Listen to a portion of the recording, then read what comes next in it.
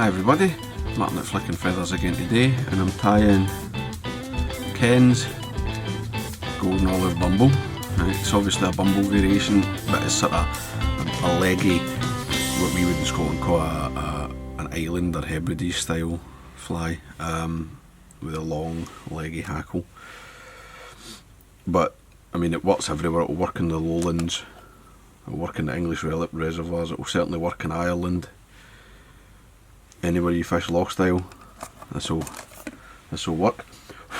So let's get in the giveaway box, and if you want to be entered into the giveaways, this is the current box that I'm just filling up, just finishing it. Got a couple of Hendrick spiders to put in, just from the video before, and then basically the last of the Ken's bumbles, and then we'll be ready to schedule the draw. So there's a Patreon link in the description if you want to be entered into the giveaways. Alternatively, if you like the video, share the video, watch it all the way to the end. All of that helps the channel to grow. So, I've got my hook and my vise. This is a competition heavyweight, bronze, size 10. Now, the original fly was tied on a long shank hook, if I remember correctly. Like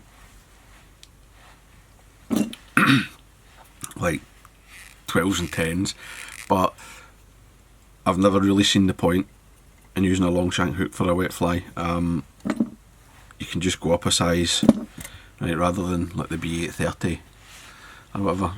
If you're using a 12 long shank, use a 10 standard and you've got a better gape and it's a stronger hook with less leverage for the fish. Right, but suit yourself. If you want to use a long shank hook, use it. It's your fly. So I've run on some black uni 8/0. I've given it a wax that'll get me through like the tying in the tail and the ribs and all that. And the tag, and then by the time I get to the dubbing, I'll be onto the sort of unwaxed thread. So I'm using the original's gold, but I'm using gold holographic, and I'm using a wide flat tin, so I'm taking it all the way around the bend, right? I want a decent tag. I've never really understood the point of like a wee single turn or turn and a half of tinsel below the tail that you can hardly see, right? I like the tag. If I'm putting a tag on, I want it to be seen, and I want it to be big enough to catch plenty of light and give that wee twinkly flash, right, as the fly's moving through the water. Anyway, right, I did a very good job of this at all.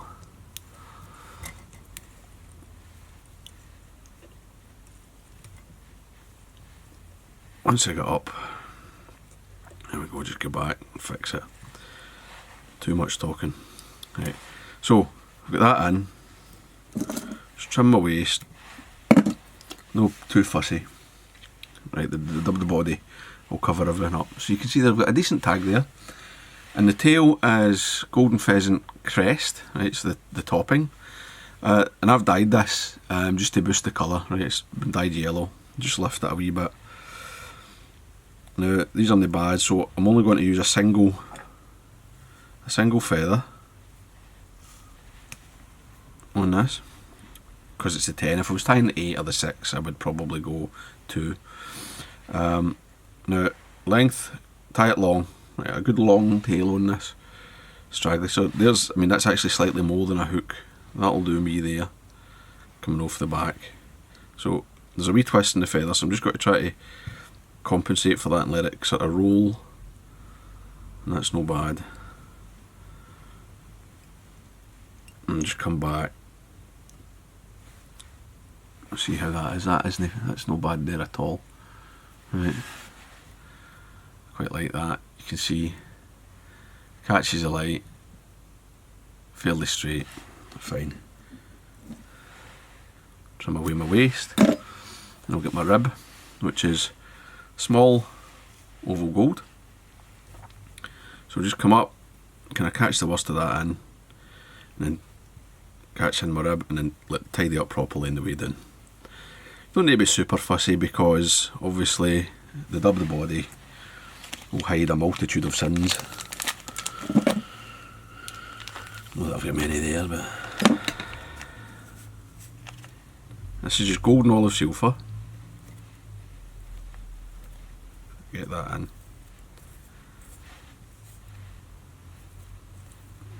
Right there, but fairly tightly. I mean, obviously I'm going to brush it with Velcro and that'll pull it out, but fairly tight needle just to start, so that I can be aggressive when I come in with the Velcro. And I'm just going to come up, and I'm leaving myself 2 or 3 mil there at the head, right? Don't need a mile, right? I've only got a couple of hackles.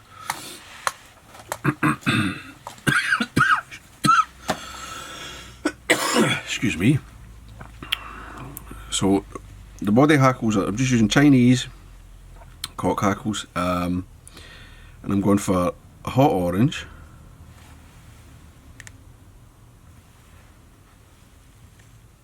right, that'll do, and a golden olive. And something, this is it's quite a useful thing probably to tell you, right? These 2 capes, the feathers are at different sizes, right? Which you'll all quite often get. To get the same barb length, I'm having to use a much bigger hackle on the golden olive, right? It's a good 1/2 inch long. The overall feather's a good 1/2 inch longer than the orange, maybe more, right? But the barb length's the same, right? You'll know, right, if you're using these, I mean, they're good hackles for this style of fly. If you're using these capes, you tie a couple of flies and you'll start to know that, oh, this one's, the feathers are different sizes, you know. But it's the barb length that you want to be the same, no the overall feather size. So I've stripped them, I've lined up the tips, and I've stripped them to where the orange is workable, and that's given me my hackles. Right, so tie them in together, nice and tight.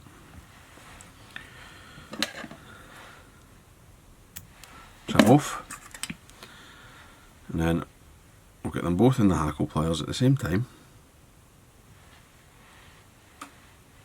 We'll get a turn or 2 at the front,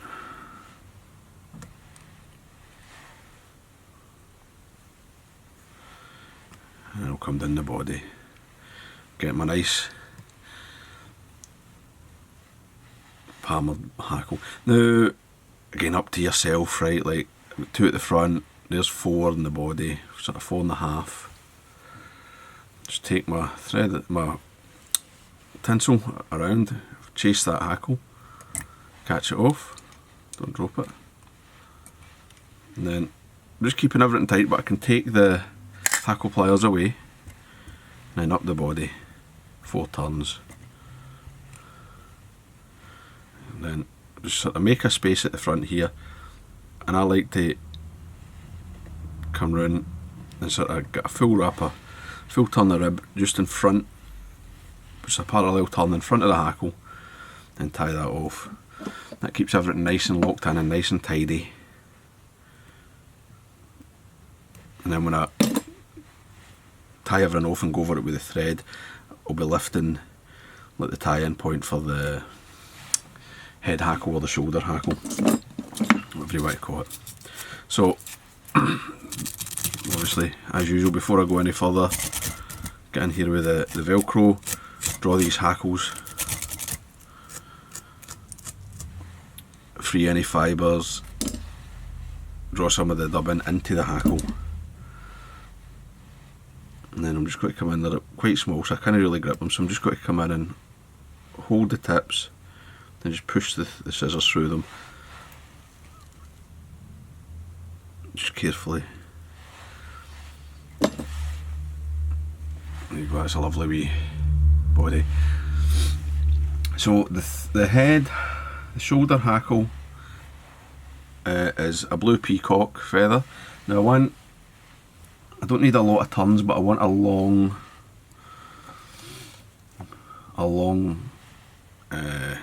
barb length, so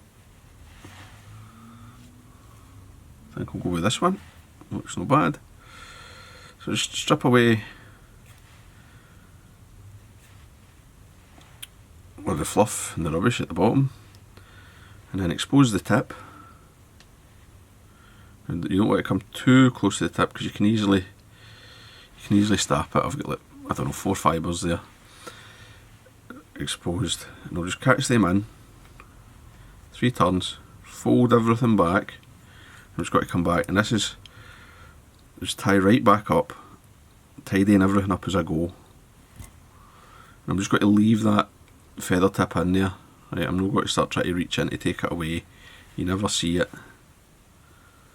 It just blends in. But I'm folding this and winding it. Oops, there's the bottom just snapped off the feather that I was using as a handle. So just go back, start again. Sometimes things like that happen. You just need to sort of take your time, be patient. Just get that on. And like I say, you don't get a lot of turns. I'm just going to use it all up.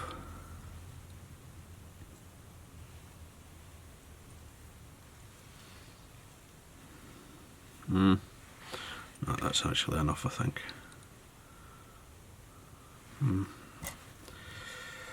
Aye, stop there. So just come in, fold that over the thread so that I can get the thread between the feather barbs. If that's nice, and the stem's still quite thin, so I'll just fold it back, tie over it, and I'm not going to increase my head size too much. Come in, trim away,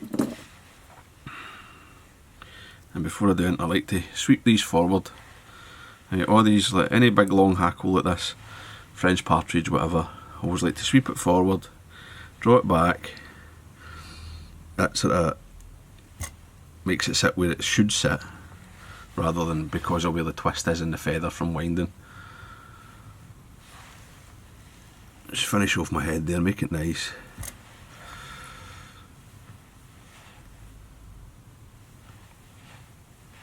A whip finish.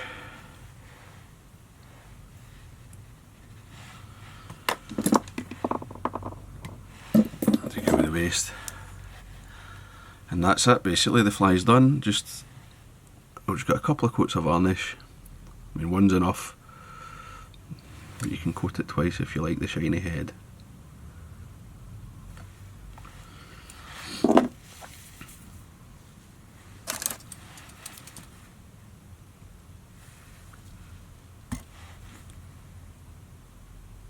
Clean that eye. And there you go. That's Ken's golden olive bumble. Right good top dropper. Fancy it anywhere really. It's a good fly. Plenty of movement, full of life. Nice bit of contrast in the dressing. Well worth putting some of these in your box, whether you're fishing lochs, up in the islands, reservoirs, whatever. So I hope that was useful. I hope you enjoyed it. If you did, remember to give me a thumbs up below, and I'll see you for another one. Tight lines, guys. Bye.